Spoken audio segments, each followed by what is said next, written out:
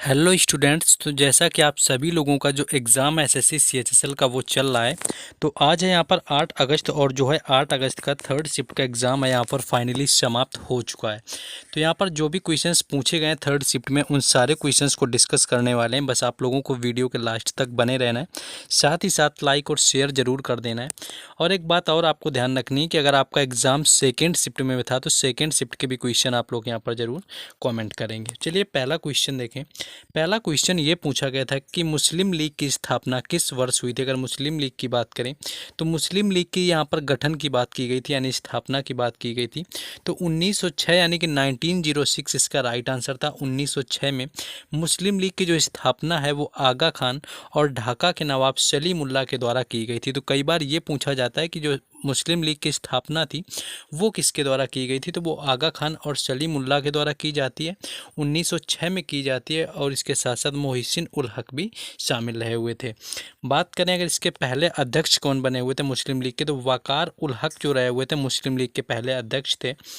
इन्होंने बंगाल विभाजन का समर्थन किया, स्वदेशी आंदोलन का विरोध किया और अपने समुदाय के लिए विशेष सुरक्षा उपायों और मुसलमानों के लिए एक अलग निर्वाचन मंडल की मांग की हुई थी। साथ ही साथ अगर बात कर लें कि मोहम्मद अली जो जिन्ना थे ये कब शामिल हुए थे, तो 1913 यानी कि 1913 में जो था यहाँ पर शामिल हो गए थे मुस्लिम लीग में मोहम्मद अली जिन्ना। तो सारे रिलेटेड फैक्ट याद रखने, इनसे भी क्वेश्चन ये देखिए पूछे जा रहे हैं, मोस्टली रिपीट हो रहे हैं क्वेश्चन, तो सारी चीज़ें याद रखेंगे।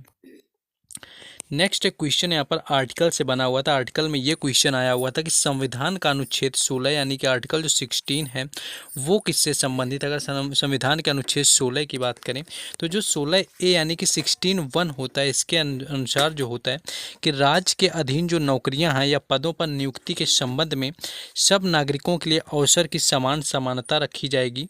और अनुच्छेद जो 16(2) है यानी 16(2) है, जिसमें क्या होगा कि केवल धर्म, मूल वंश या जाति, लिंग के आधार पर किसी के साथ में कोई भेदभाव नहीं किया जाएगा। यानी कि किसी भी राज्य के अधीन जो नौकरी होगी या पद के विषय में वहाँ पर अपात्रता नहीं होगी, कोई भेदभाव नहीं किया जाएगा।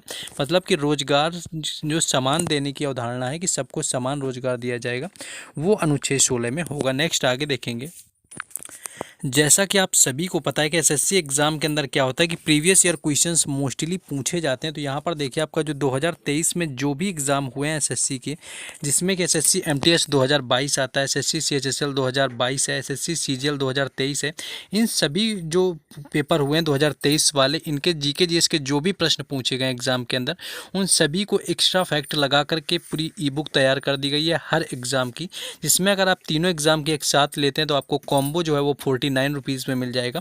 बाकी सिंगल एग्ज़ाम की अगर आप परचेज़ करना चाहते हैं तो आपको 25 रुपीज़ में अवेलेबल होगा। व्हाट्सएप नंबर आपको यहाँ पर दिया हुआ है जो कि गिवन है यहाँ पर। तो यहाँ पर बात करें व्हाट्सएप नंबर जो है गिवन है, तो इस पर आप कॉन्टैक्ट करके परचेज़ कर सकते हैं। बेहद ही इंपॉर्टेंट है आपके सभी एग्ज़ाम के लिए, चाहे वो एमटीएस का हो या फिर दिल्ली पुलिस का। नेक्स्ट क्वेश्चन आगे देखेंगे।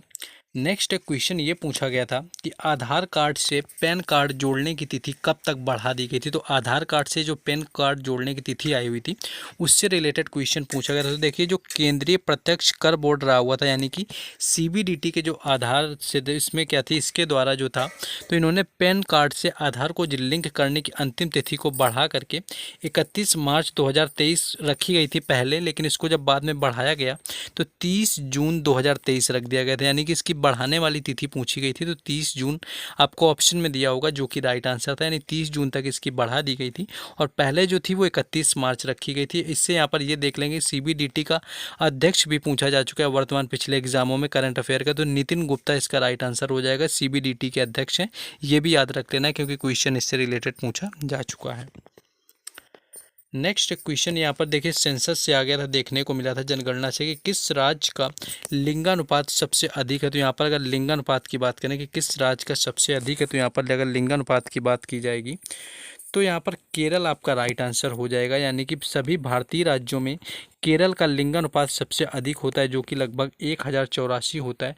और पौंडुचेरी में बात करें तो भारतीय राज्यों में लिंगानुपात 1038 दूसरा सबसे अधिकतम होता है। यानी कि पहला जो अधिकतम होता है लिंगानुपात वो केरल का है, दूसरा जो आता है वो आता है यहाँ पर पौंडुचेरी का 1038। और वहीं अगर सबसे कम की बात कर ली जाए कि सबसे कम किसका रहा हुआ है, तो सबसे कम जो था वो हरियाणा राज्य का रहा हुआ था। यानी हरियाणा में भारतीय राज्यों में सबसे कम लिंगानुपात था जो कि 870 के आसपास रहा हुआ था, 877।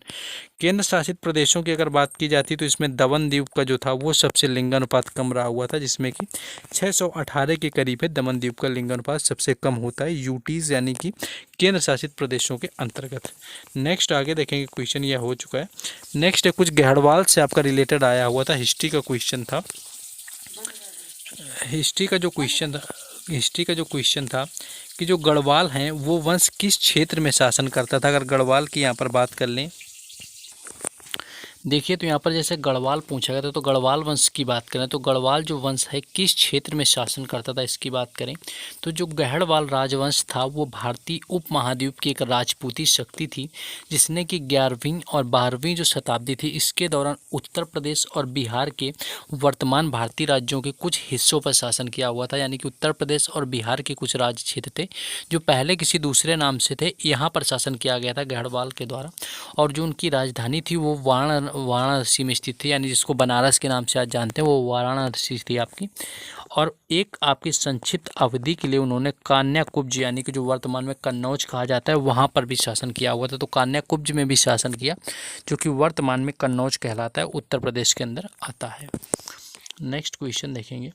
नेक्स्ट क्वेश्चन और आर्टिकल से यहाँ पर पूछा गया था कि जो संविधान का अनुच्छेद 39A है यानी आर्टिकल 39 उसका संबंध किससे। तो यहाँ पर अगर आर्टिकल 39 यानी कि अनुच्छेद अगर 39A की बात करें तो यहाँ पर आपका किससे संबंधित अगर इसकी बात करेंगे। लेकिन उससे पहले जिन लोगों ने वीडियो को लाइक शेयर और चैनल को सब्सक्राइब ना किया हो तो सबसे पहले आपको वीडियो को लाइक करना है, चैनल को सब्सक्राइब करना है। साथ ही साथ आप बाकी क्वेश्चन की PDF और बाकी सारी अपडेट चाहते हैं तो टेलीग्राम चैनल और व्हाट्सएप ग्रुप का लिंक जो है डिस्क्रिप्शन में दिया गया, तो वहाँ से भी जुड़ जाएं। 39A पूछा गया था, तो अगर भारतीय संविधान के अनुच्छेद 39A की बात करें तो ये कानूनी सहायता प्रदान करने के लिए राज्य का एक कर्तव्य जो होता है। भारतीय संविधान का अनुच्छेद 39A जो होता है ये समान न्याय और निःशुल्क कानूनी सहायता प्रदान करने के लिए होता है। यानी कि जो राज्य के नीति निर्देशक सिद्धांतों से संबंधित होता है, जो कि भारतीय संविधान के भाग 4 में अनुच्छेद 36 से लेकर के 51 तक राज्य के नीति निर्देशक सिद्धांतों का उल्लेख किया गया। यानी कि DPSP के जो विचारों को 1937 के आयरिश संविधान से भारतीय संविधान के निर्माताओं के द्वारा लिया गया था। तो ये यहाँ पर याद रखना है, क्वेश्चन ये आपका यहाँ पर पूछा गया था रिलेटेड आर्टिकल से। नेक्स्ट एक फिजिक्स से रिलेटेड कुछ आया हुआ था कि कैपलर का जो थर्ड लॉ होता है यानी कैपलर का तृतीय नियम होता है वो क्या होता है। तो अगर कैपलर के तृतीय नियम की बात करें तो जो कैपलर के तृतीय नियम के अनुसार क्या होता है कि सूर्य की परिक्रमा जब करता है तो किसी भी जो कर रहा होता है उस समय जो किसी भी ग्रह का जो परिक्रमण काल होता है यानी कि जो घूमने का काल होता है पूरा टाइम पीरियड तथा सूर्य तथा उस ग्रह की जो बीच की दूरी होती है उसके तृतीय घात के अनुक्रमानुपाती होता है। यानी कि इसका फॉर्मूला होता है T² = KR³ यानी कि जो परिभ्रमण काल होता है चक्कर लगाने वाला ग्रह का वह सूर्य और उस ग्रह के बीच की जितनी दूरी होती है उसका तृतीय घात के अनुक्रमानुपाती होता है, यानी कि क्यूब के बराबर होता है। तो ये क्वेश्चन जो है यहाँ पर पूछा गया था कैपलर के थर्ड नियम से रिलेटेड। नेक्स्ट देखेंगे क्वेश्चन। नेक्स्ट था कि चंदावर का जो युद्ध है वो किसके मध्य लड़ा गया था। तो अगर चंदावर की युद्ध की बात कर लें ये किसके मध्य लड़ा गया, तो गौरी जो था मोहम्मद गौरी ने पृथ्वी चौहान को हराया था। हराने के पश्चात उसने क्या किया कि 1192 में हराया हुआ था, लेकिन उसके बाद जब हराने के बाद पृथ्वीराज चौहान को 1194 में भारत पर पुनः आक्रमण किया गया था चंदावर यहाँ पर मोहम्मद गौरी के द्वारा। और उस आक्रमण में जो है गौरी ने क्या किया हुआ था कि पृथ्वीराज के जो प्रबल प्रतिद्वंदी जयचंद राठौर को चंदावर में पराजित किया हुआ था। यानी कि पहले जयचंद ने साथ दिया था मोहम्मद गौरी को पृथ्वीराज चौहान को हराने में, उसी के बाद में 2 साल बाद में फिर क्या करता है कि मोहम्मद गौरी ने चंदावर का युद्ध किया हुआ था जो कि जयचंद और यहाँ पर मोहम्मद गौरी के बीच में लड़ा गया था और यहाँ पर जयचंद को पराजित किया गया था। और जयचंद की बात करें तो यह कन्नौज का राजा था और चंदावर के युद्ध में जयचंद यहाँ पर मारा भी गया था मोहम्मद गौरी के साथ में। तो ये क्या हुआ था मोहम्मद गौरी ने। नेक्स्ट एक क्वेश्चन यहाँ पर फसलों से रिलेटेड था कि कौन सी जो फसल है कौन से राज्य में होती है, ऐसे कुछ मैच करने के लिए आया हुआ था। तो देखिए यहाँ पर जो गेहूँ होता है वो मुख्य रूप से बात करें तो उत्तर प्रदेश, पंजाब, हरियाणा, बिहार, मध्य प्रदेश, राजस्थान, ये कुछ राज्य हैं जहाँ पर उत्तर प्रदेश, बिहार, मध्य प्रदेश वगैरह, राजस्थान, जहाँ पर आपकी गेहूँ की खेती पूर्णतया की जाती है। ज्वार की अगर खेती की बात कर ली जाए तो महाराष्ट्र, कर्नाटक, मध्य प्रदेश और राजस्थान होता है जहाँ पर ज्वार वगैरह की खेती की जाती है। जौ की बात करी जाए तो ये भी उत्तर प्रदेश, राजस्थान, बिहार वगैरह होता है जहाँ पर जौ की खेती की जाती है, तो ये पूछा गया था। बाकी अगर बाजरे की बात करें तो गुजरात, राजस्थान और उत्तर प्रदेश इसका राइट आंसर हो जाता है जहाँ पर बाजरे की खेती की जाती है। तो इस तरह से जो है मोस्टली आपका क्वेश्चन इस तरह से पूछेगा।